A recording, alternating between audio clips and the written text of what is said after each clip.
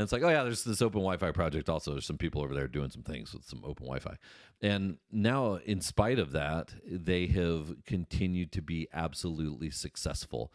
And so it was great to see some people from TIP, to be honest, to be fair. It was great to see some people from TIP at Wireless Global Congress talking about Open Wi-Fi and where it's going and what it's doing, because it needed a home in order for it to grow. But now I think we're at a point where let's start to find it another home.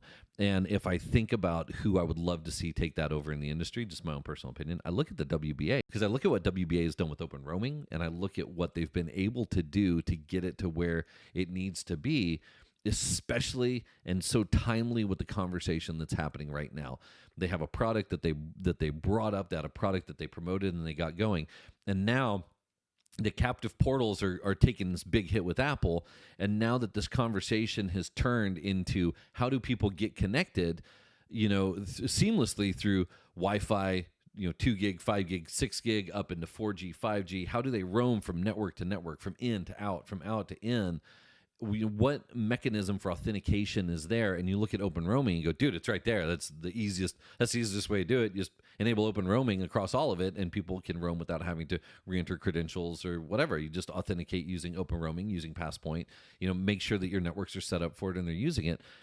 When you look at that, and you look at something like Open Wi-Fi providing the open hardware and the software that's native to OpenRoaming, it's very cool. So it seems like such a good fit for the WBA to be like, hey, you know what? Why don't you roll Open Wi-Fi and OpenLAN into the WBA right underneath OpenRoaming? That would be cool.